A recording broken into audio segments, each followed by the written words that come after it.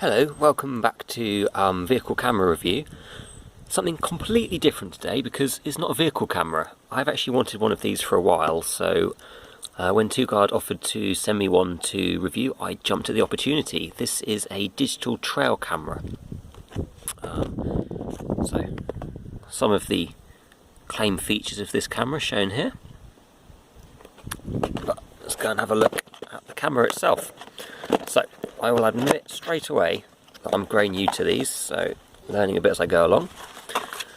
As with a lot of Toguard products, first thing you get in the box is the opportunity to get essentially a free SD card to run this. So the way it works is if you leave a review on the Amazon page, then they will go ahead and send you a free SD card or other gift of your choice. So that's very nice. If we go ahead and look in the box itself, I'll come back to that. Obviously the main thing, okay, so here's the camera. You've got the sensors and the infrared illuminators on the front, and we'll go ahead and look at the camera in a bit more detail a little later on. You get the cord or the strap which loops onto the camera, and you can use this to attach it to trees or wherever you want to attach it to. The other thing though is as well as using this to monitor wildlife, you could also feasibly use it as a security camera, and so to that end it also comes with this wall mounting kit. So you've got screws, raw plugs. I mean, if it was me I'd probably use something a little more substantial than these, but you've got a metal mounting plate and then a bracket, so you could see how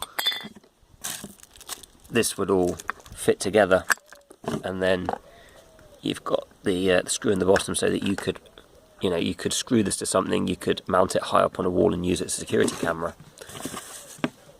And then you also get a micro USB cable for transferring data. Okay, let's go ahead and have a look at the camera in a bit more detail. I also forgot to mention it comes with a really well written user guide, and this will be really important in helping you set up the camera. Now we're going to go through and have a look at the camera itself in detail. So first of all, externally, obviously you've got the camera lens, then you've got the left, right and forward facing motion sensors, and you've also got the infrared LEDs which allow it to illuminate night shots. On the back you've got these tabs, which is where the straps go through to strap it to trees or logs, whatever you want to strap the camera onto. You also have this 6-volt power input. Now the camera itself doesn't come with a power adapter, but if you did want to power it externally, for example if you're using it indoors as a security camera, that would be a better option than getting through disposable AA batteries. You've also got a threaded adapter for mounting it onto the external wall mounts. So to open the camera, you open the two clasps, and it's got a weatherproof seal around the inside. There's a before you start guide. Now this can take up to 8 batteries, but it only requires 6 volts, so it runs on 2 banks of 4. I've simply put 4 batteries in at the moment because I'm only going to be doing some sort of overnight testing to start with. But if you want to run it, for example, if you want it on standby for the full 6 months, then obviously you'd want to put in the full set of 8 batteries.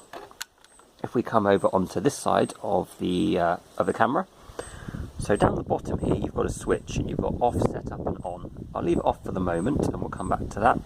You've got a micro USB port here which allows you to take data off the camera, and this is an AV port. Now there are no AV cables included, but if you did want to plug this straight into a TV, for example to show people anything you'd recorded, you could play things back through that without having to necessarily remove the card.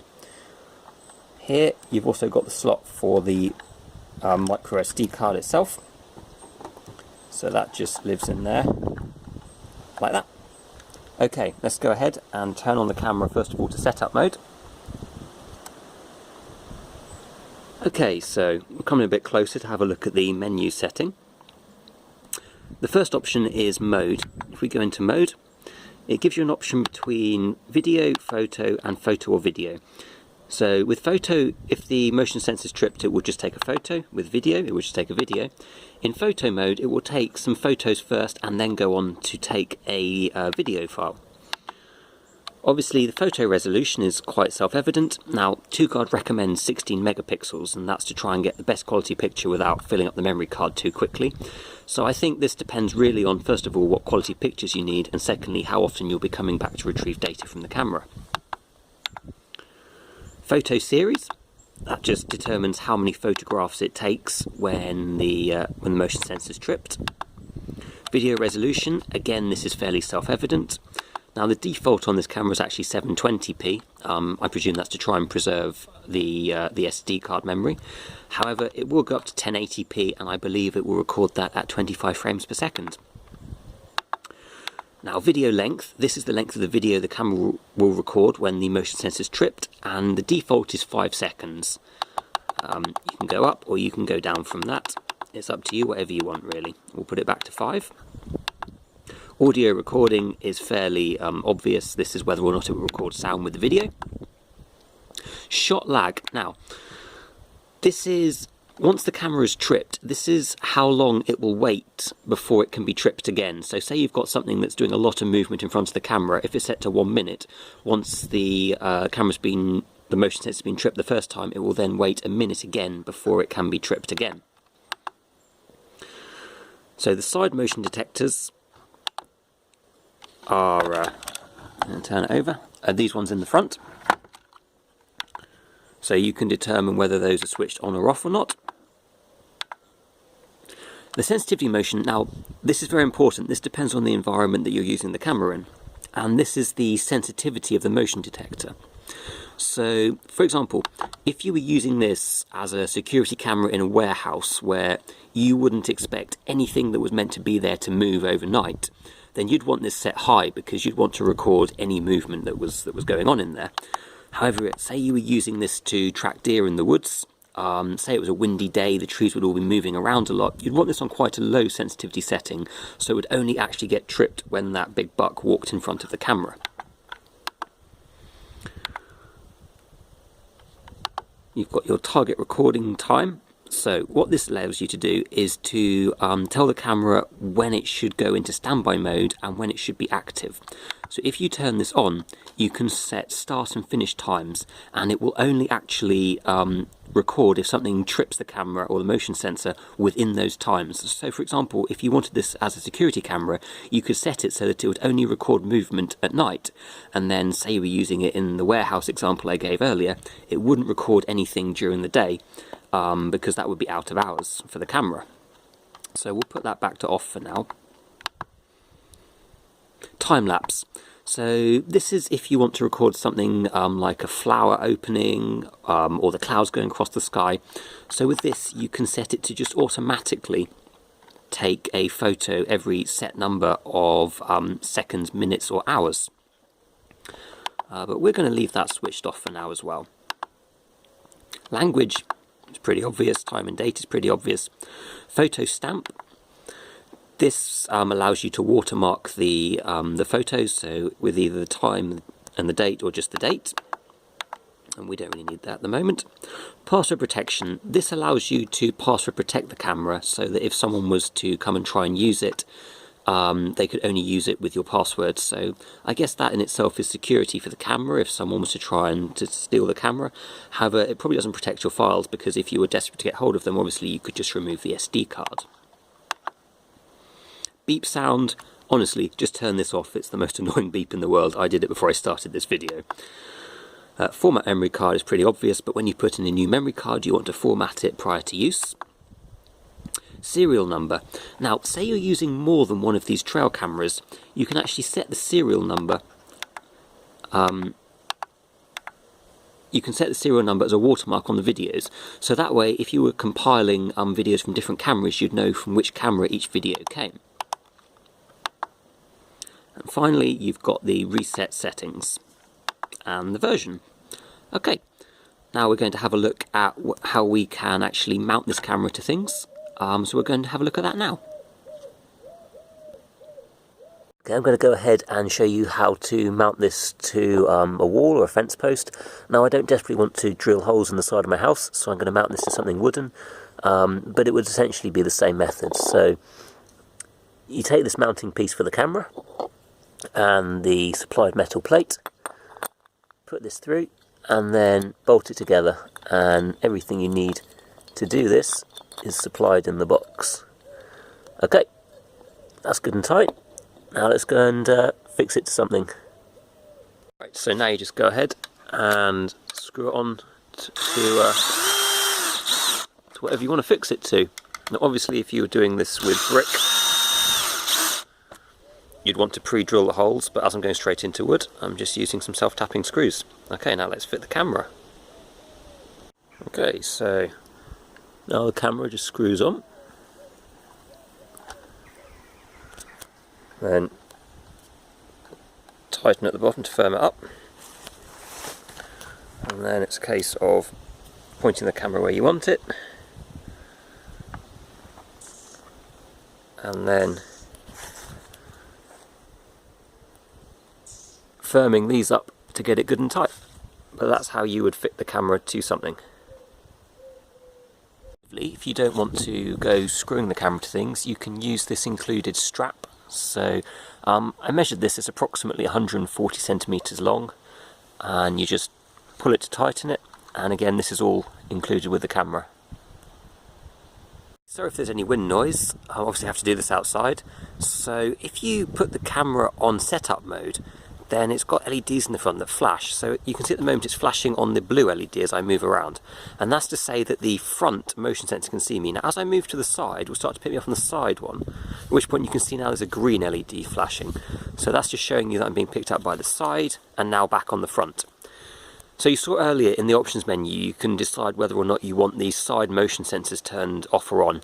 And this is just a way for you to get a feel for what the range of detection is on the camera before you leave it to record things. Okay, so now we're going to take it out of setup mode and put it into normal record mode, and we'll leave it overnight and see what we get. You take it from setup onto record mode, it gives you a rather dramatic 15-second countdown so that you can get it closed up and sealed before it starts getting set off by anything. Okay, let's see what happens overnight.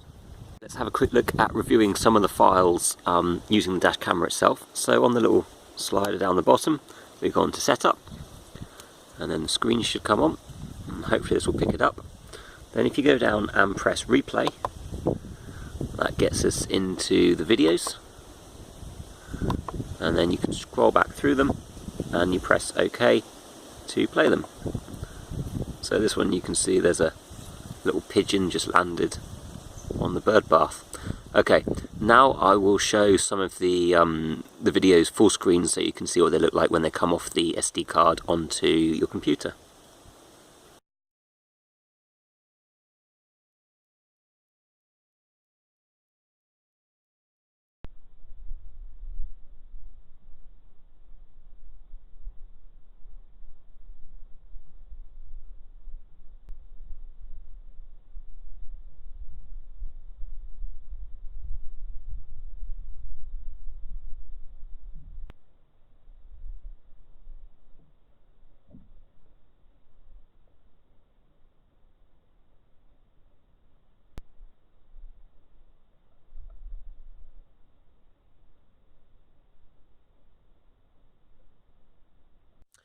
So, my final thoughts on it. The unit itself, I think is really well made, feels very sturdy and feels like it would survive quite well out in the woods. It clearly worked well at detecting even really small wildlife, so when I had it out it was picking up small songbirds like robins.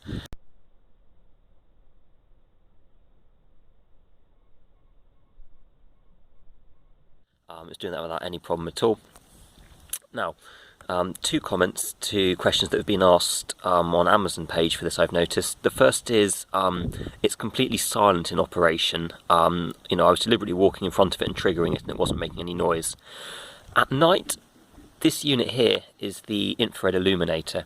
Now, if you really know where you're looking, when it triggers, you can see a very dull red glow, and that's something I can't show you on camera because cameras see infrared much better than our eyes do. So it would, it would show up brighter than it actually is in real life if I was to try and film that. However, I don't think it would be enough to startle animals or startle people either if you were using this as a security camera. The playback's very good and it plays back the videos with sound.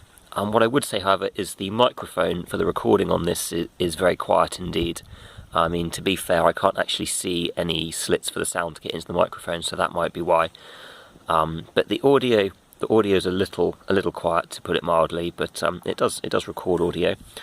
I really like the sort of double battery compartment, which I get into it with one hand. The fact that you can either put in 4 batteries if it's just for sort of, some short-term photography, or you can fill it up and you get a long period of standby if you want to leave it out, in the woods for a couple of months. So yeah, overall, I'm really impressed with this unit.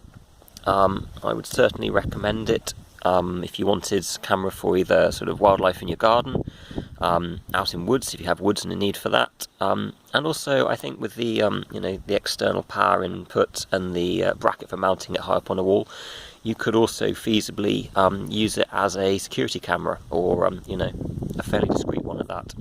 So I hope it's been useful. Thank you very much for watching.